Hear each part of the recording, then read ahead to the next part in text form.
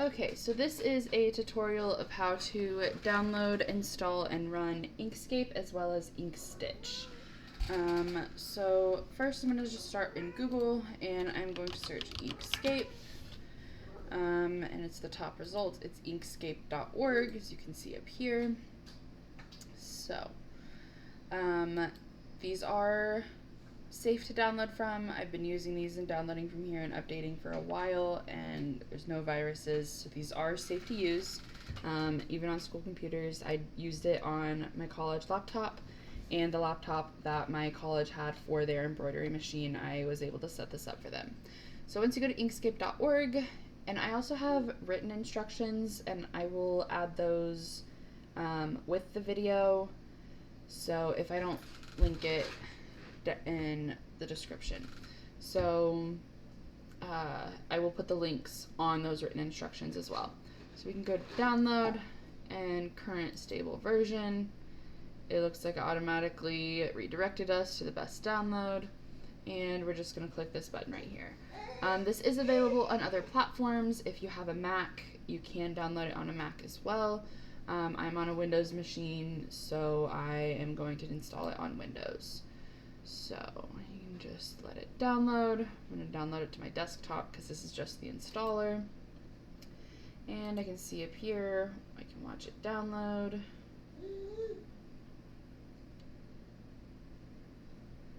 Take just a few seconds.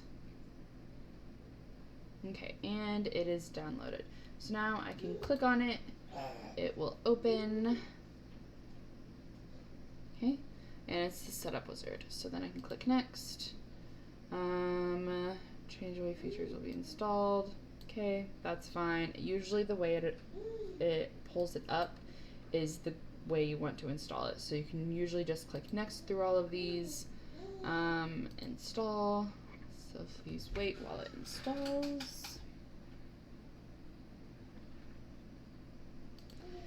Okay, so I paused the recording while it was installing, but then it wasn't installing. Down in the bottom, there was like a little shield icon that I had to click on to allow the program to make changes to my computer. Just open that, click yes, and then it'll install. If you click finish, it'll exit the setup wizard. So now it's installed, and you can go to wherever it was installed and open it. Okay. So now we have it open. Now we have Inkscape. This is the main program that we are going to use. However, I do not have InkStitch installed yet. So I'm going to close, I'm going to go back to my browser. We're going to close Inkscape. Go back to my browser. And I don't know if you can find it yep. If you go to extensions, then it's InkStitch right here with the little embroidery hoop and needle.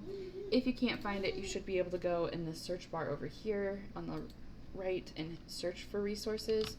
And we want InkStitch. Okay, search this one right here. Click on it. Inkscape extensions. And go to link. And it takes us to inkstitch.org. I will also add this link to the written instructions. And you can just click install InkStitch. Sorry if you hear my son in the background. Whatever machine you're using is what you will click. So if you're on a MacBook or a Mac, you'll go Mac OS. I'm on Windows machine again still, so I'm going to click Windows.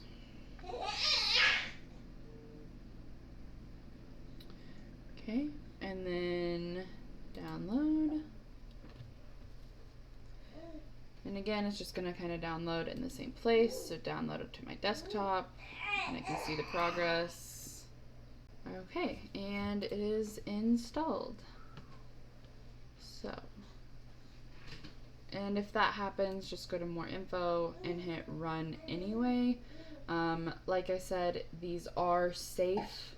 I have never had any issues with viruses or anything on here. It's just Windows saying that you didn't download this from the Windows Store or Microsoft Store. So it is safe to run. So run anyway. Ready to install, and just click install. It's installing.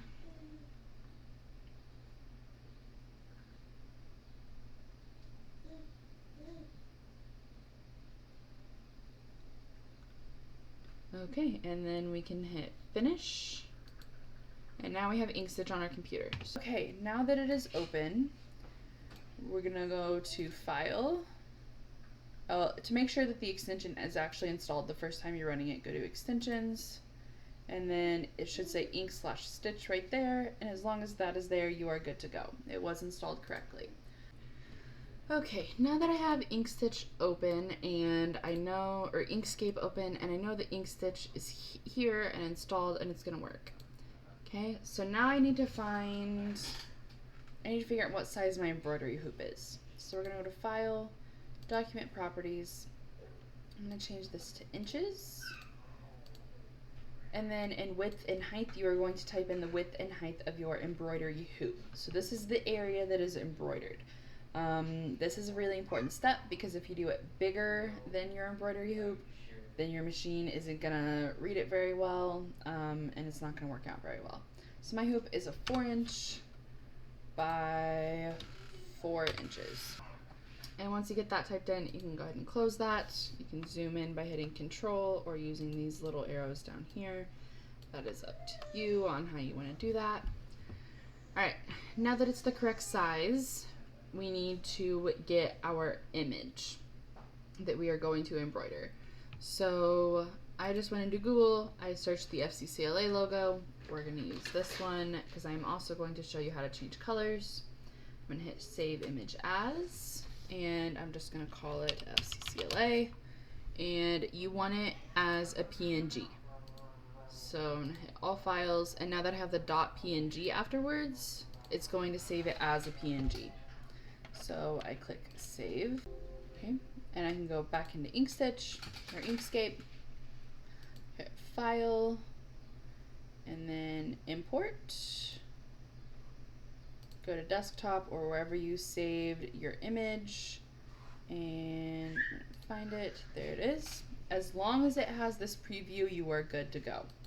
If it doesn't have the preview, then I would not use it because it's not going to work. I can't find an example of a picture that doesn't have the preview. Of course, everything's going to have the preview and I don't need it to.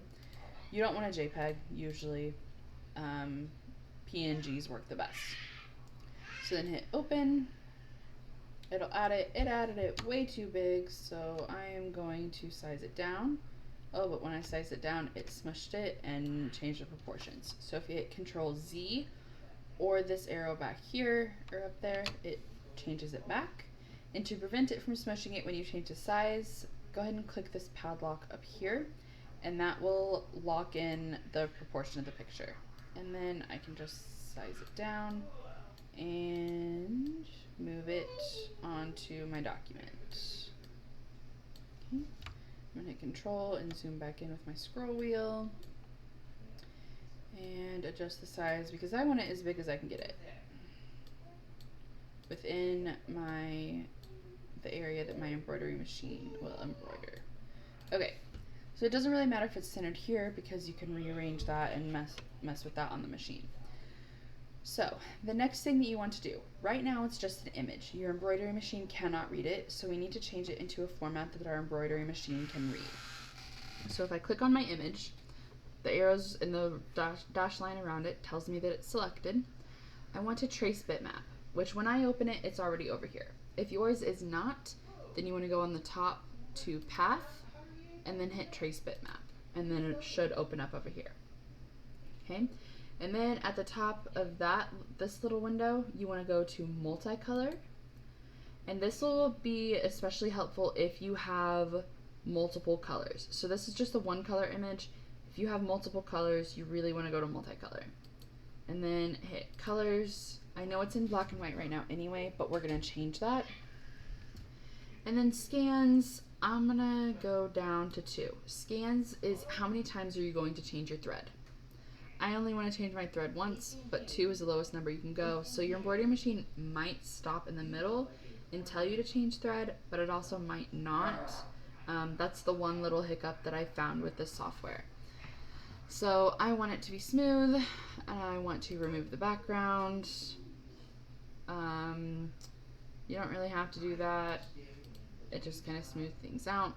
Speckles is going to be like how if you remove the background, you mess with those. If you don't remove the background, then you don't really need those. And I hit remove background, but I'm not going to mess with them just because my background is white and it's pretty obvious what's not background. So then I'm going to hit apply, and if I drag it over here, I have, this is now my bitmap. So if you get confused and don't know which one is your original image and which one is the bitmap, if I click on one, it does not show a preview down here. That is my bitmap. If I click on the other, it shows me the preview. That is my original image. As soon as you get your bitmap made and are happy with it, I highly suggest right-clicking and hitting delete, or just hitting the delete key on your keyboard to get rid of that image so you're not confused. Okay, so now our embroidery machine can read this. Kind of. It's still not in the correct file type, but now we can easily save it to the correct file type. We don't have a background, we're good to go. So now if we wanted to change the color, sometimes you can just select it and hit colors and it'll change. Other times, especially if you have a multicolor thing, you have to go up to path and hit object to path, and it should, of course it's not going to open over here.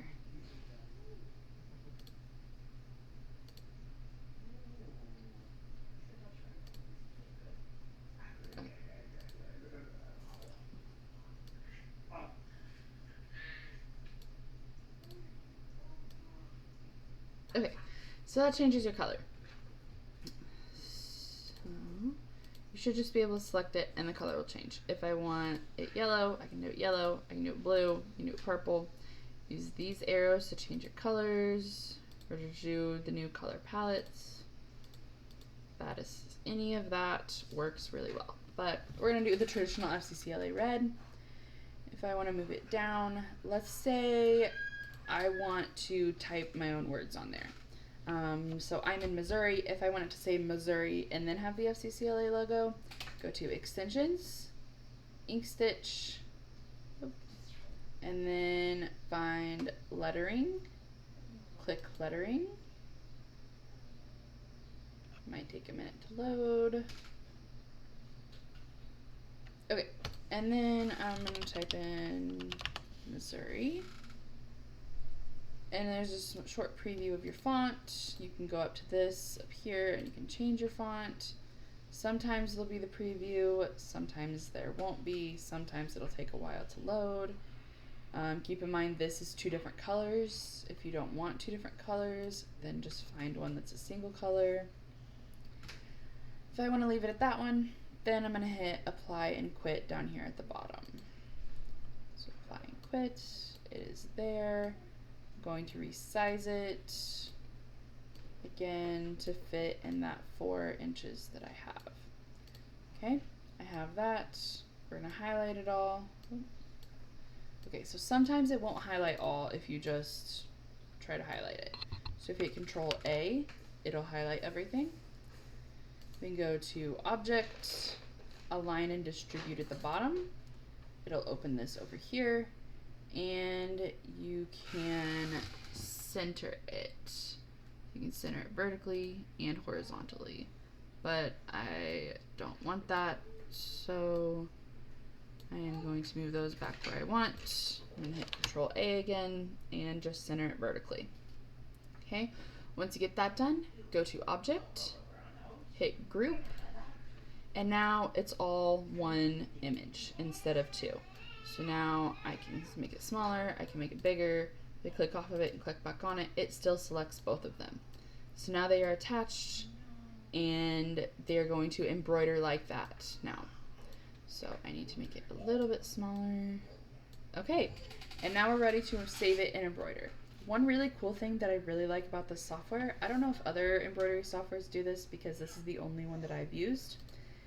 So if you click on it, go to Extensions, go to InkStitch, Visualize and Export, then Simulator. And it does take a little bit to load, So, and it might tell you that Inkscape is not responding, but just wait it out. It will work eventually. It's just kind of slow because there's a lot of things that it's processing. And now you can see how it's going to embroider. And this doesn't show like where your embroidery machine would normally cut. It just shows like jumps. It keeps everything attached. So you can kind of ignore those, but I'm happy with how this looks. I'm ready to embroider it. If you want it to embroider slower, you can change the speed down here to like 29 stitches per second. Hit start or play, and then it'll do it slower, 58. And this tells you how many stitches are in the product total right here. Okay. So it kind of gives you an idea of maybe how long it'll take and how many stitches it'll be. So this one has 9,312 stitches. Okay. So, and then once you're done with this, you can just close it, but do not close this window. You can close the preview window, do not close this window. All right, now that we have that done, if we go up to File, Export,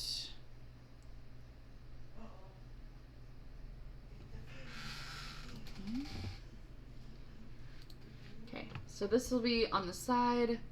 We want it, and you just kind of leave everything as is. There's not going to be a background. If you click this button, then you can go figure out where you want it saved. I'll save it to my jump drive called School Docs and in embroidery. And then I'm going to call it Mo FCCLA. Now this part is very important. If you do not do this part correctly, your machine will not recognize it. So you'll have to click the Save As type down, and it has to be one of the InkStitch. You have to save it in a form that your embroidery machine can read. Now, it depends on what brand and model of machine that you have. If you know which one or which file type your machine can read, that's great. Just select it and then hit save and you're good to go. If you do not know, I will try to find like a cheat sheet that we can use, or you can send me your brand name and model number, or like brand and model of your embroidery machine, and I will figure out which file type it can read. Or you can just Google what file type does this embroidery machine use, and in this embroidery put in your type of embroidery machine. So at school I had a Janome, so I used Janome. Now I have a Brother machine, and you can see with Brother there's 1, 2, 3 different formats, so you have to know which one yours reads.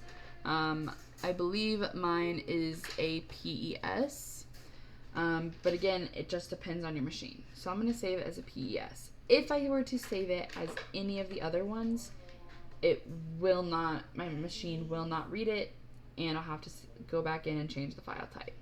So we're going to do that, and then just hit save.